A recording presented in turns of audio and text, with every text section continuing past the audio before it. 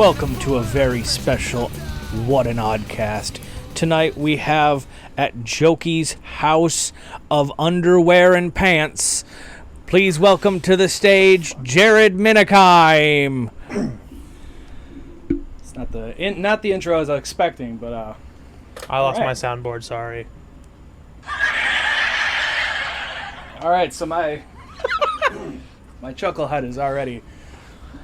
Oh boy, folks. So hi everyone. Thank you all for tuning into this. Thank you all for anyone who decides to listen to me talk to you about some stuff.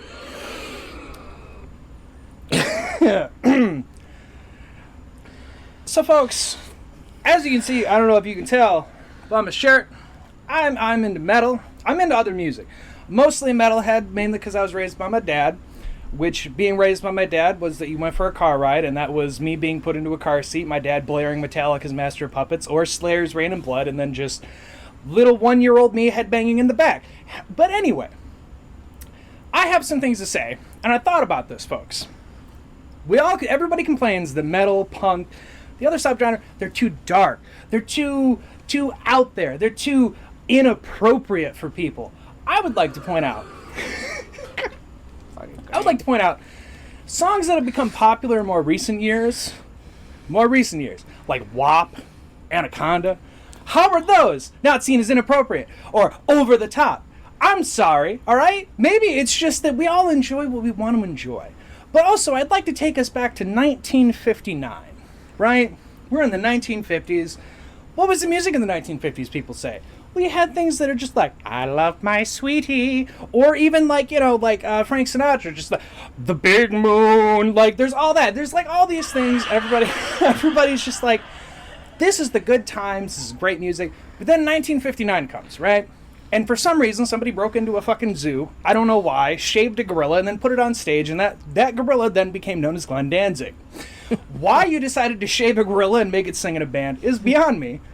But I would like to point out that the reason that the Misfits ended up making a splash wasn't because they were dressed like skeletons, and I mean, sure, they're creepy, and who doesn't want to fuck a giant, 800-pound gorilla that's been shaved and thrown on a stage? I think any woman would like to experience that at least once. Ladies, I might be wrong. However, you get them on the stage, and Glenn Danzig, despite everything it looks like, has this surfer rock sound, which was the sound of that time. You have, bird is the word. There's things like that. And, so surfer rock was getting big. They took that sound. And then you have this hairless fucking gorilla come on stage, look people dead in the face, and go, I got something to say. I killed a baby today, and it doesn't matter much to me as long as it's dead. And everybody was like, oh my God! Because it was the catchiest fucking lyrics you could possibly make for the darkest fucking thing you could possibly sing about, which involved killing a baby and raping your mom. But was done in such a catchy lyrical tone that everyone found themselves singing along and in shame in public, because obviously, start talking about you killed a baby, you're gonna get some weird fucking looks. But the hairless gorilla said it was okay, Mom, I can sing it all I want. That was what you heard. Now let's move on from music, right? We're moving on. We have our own interests. But that was just my point there, is you can't really say that metal and other things are just evil music when you're listening to Wet Ass Pussy and Anaconda. I say those two because they stick out in my mind the most popular. But there's many. I think Watermelon Sugar is another one, if I'm not remembering wrong, was another one of just sexual tone. So it's an argument that I just hate, and I just wanted to point that out. Oh, but on the topic of shaving a gorilla when you're in a zoo, I feel you can only really do that if you're on drugs. Now, drugs is a touchy subject for some people. I understand. I enjoy the ganja, the weed, the things myself. I've dipped my toe in others. Everybody told me if you try LSD, you're going to see things that you've never fucking seen. That you're going to see colors jump off the sky, and there's going to be snakes on your feet, and you're not going to know what the fuck is going on. I'd like to call it bullshit, and I'd like to call attention to everyone who's ever told me that. You can go eat a dick. Because let me tell you, I tried acid, and it was better than any ADHD medication I could have bought on the fucking market For 12 hours straight, I don't think I've ever been so goddamn focused on Call of Duty that didn't matter. Just shooting bots for no fucking reason, and me just so goddamn focused that my friend got up to go to the bathroom, tripped, fell, and broke his nose, and I didn't even notice because I just wanted that fucking quad kill. Did it matter? Fuck no, it didn't. Nobody fucking mattered. But that's my point. Drugs affect everybody differently, such as you may go shave a gorilla and then start a band. You might help fix your attention problems by taking LSD. Not advised. Not advised. You may also try to peel off your skin because you think it's alive. That is a side effect, but it is the side effect we take. But with drugs also, there's the people that you just know they should just stop taking drugs. So where I work, we have many other kinds of people that come in, and they buy the things that they want. We have this guy come in. Now, I want you to take you all, just mental picture this with me. Imagine Dennis the Menace from the 90s, right? The kids are playing in the yard, and then the creepy man comes up to the fence, and you immediately in your brain go, that's not okay. That guy shouldn't be allowed around children. Imagine that guy walks up to your counter, and you cash him out. It's a normal interaction, other than you just noticed he pulled up in a big-ass, windowless, white goddamn van. Does it have any logos on it, you may be asking? Is he a painter? Is he a carpenter? Is he doing carpeting? Fuck no. It's just a blank, white, windowless fucking van. The kind of shit that goes on a milk carton and nobody gives a shit because no one's drinking milk anymore. So this guy walks up, we cash him out, everything's fine. We're thinking to ourselves like, oh God, please don't say something fucking weird. And you know what he did? Said something fucking weird. As we cash him out, he goes, hey man, you got any kids? To which we both looked at each other and just went, the fuck? And which we responded by my coworker with, nope, no kids. Kept on ringing. Finishes transaction, grabs the bag, goes to turn around to go out the door, turns back. Well, you never know. And then he runs out the door back to his fucking windowless van with his crack whore. I call her a crack whore because she looked like she weighed about 30 pounds, and I don't know if she's eaten anything in the past 8 months.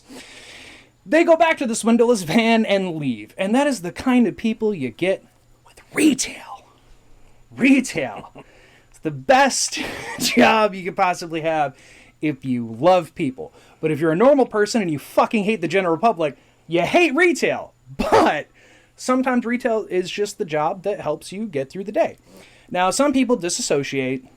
And, you know, you just go through your day, the monotonous things, the ringing out, the beeping, the cashing, the money. Somebody's taking a shit too long. You do all those things and you dissociate to get through it. Now, for most people, disassociating works. Does not work for me.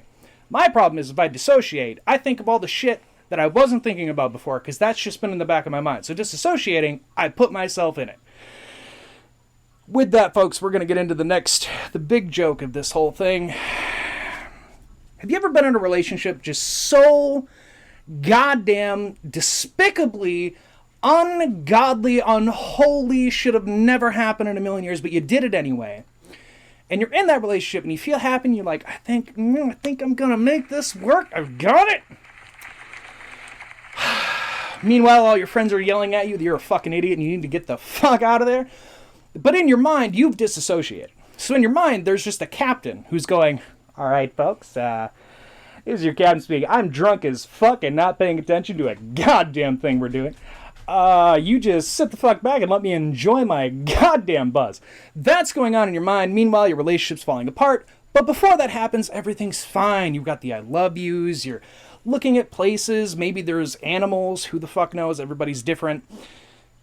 So that goes on. Meanwhile, that captain in your brain, he's just been flying. Fuck, he tore the radio out about 20 minutes ago. I don't know if that's how a plane works. FYI, I've never fucking flown a plane.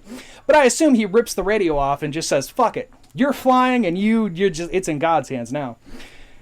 By the end of that relationship, that goes from I love you to fuck you, I'm keeping the dog too. And it hurts until you realize it was just never meant to be. You just took a red flag voyage.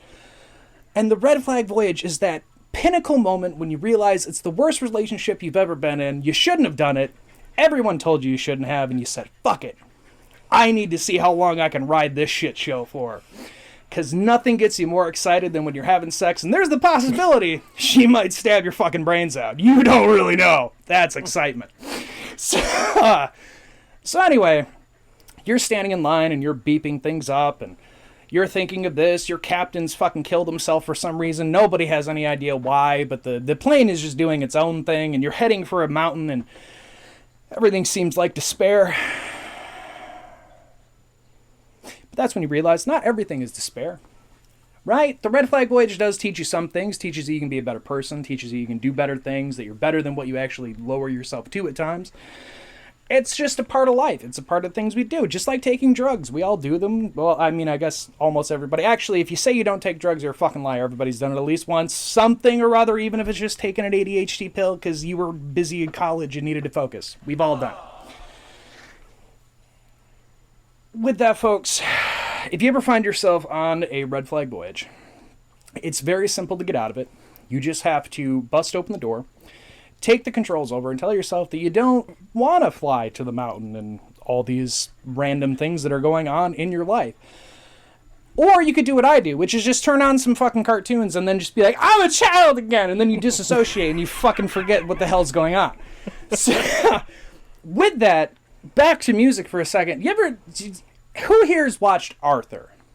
Me. Have the chuckle fucks raising their hands, which thank you. And anyone at home, if you're raising your hand, I bet you've already heard the "Hey, it's a wonderful day, come outside and play." Great song. No reason it should be that good of a song to open a fucking cartoon. The more I thought about it, I learned a fact about anteaters. Anteaters, their skulls are one giant bone. Their jaws and their skull are all fused together. They're fucked. Their tongues are strapped to their sternum, so just inside their chest. So they stick their tongue out, they eat ants, straight to the stomach. The fused skull thing, to me, just seemed so goddamn fucked that somewhere in evolution, nature just decided it needed one whole skull. It doesn't need a jaw or anything that resembles any other living fucking creature on the earth. How the hell they drink water, I didn't get that far, because I just couldn't wrap my head around what the fuck I was reading. Because I thought Arthur was an anteater. Anybody else, you might have thought the same thing, because he's an aardvark.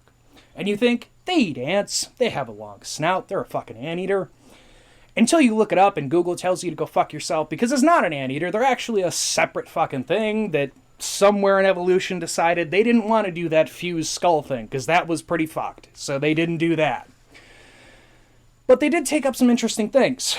Turns out, Arthur, with those glasses, don't make a goddamn difference. So it turns out their eyes are only made of what we call rods, which only see in the dark and don't perceive color. So not only is Arthur colorblind, he can't see worth a fuck at any given time, other than at night, which raises more questions of, is he a serial killer? He'd probably be fucking great, because he can see in pitch darkness and is blinder than a bat during the day. That, to me, it sparked something in my brain of, what is it at one point that anteaters were doing all that evolutionary-wise, and these guys, these little assholes, were just on the side eating ants with them, eating the termites, and then just decided, oh, you can't open your jaw? Fuck that! And then they just left. They left all of them to do their thing and die. And we got Arthur, which, that's pretty fun.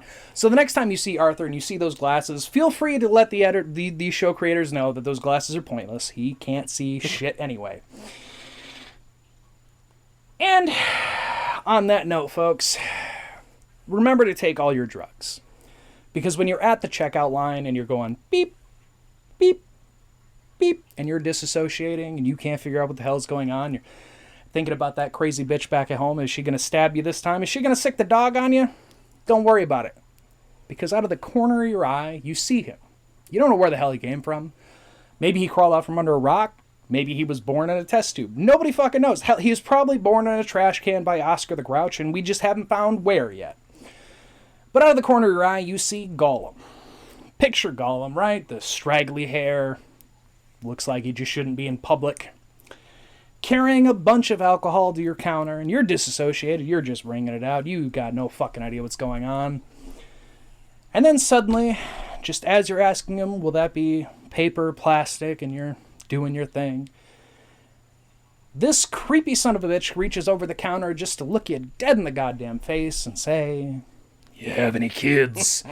And you say to yourself, "I'm not going to let this guy get me." But then the captain in your brain is saying, "It's all hands on deck!" And it's just straight into the mountain. And then, well, there's only one logical conclusion. You tell the guy to go fuck himself, you call the cops, and then you end up in jail. And that's how we all ride the red flag voyage. Whether you go in jail or you get stabbed, it all ends terribly. Thank you all.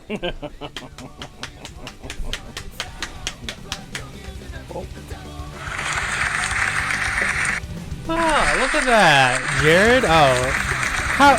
Congratulations. You did some good stand-up. Well, he did stand up. Did some things. He was standing. He was standing. I will give him that. No good. I have one critique. Yes. You gotta pace yourself, man. Yeah. I was so nervous. You can tell. I can tell. Hey bud, it's real obvious, and it's just the fucking three of us. We're gonna take a quick break, and then we'll return back with a more regular part of the episode. So bear with us. Goodbye.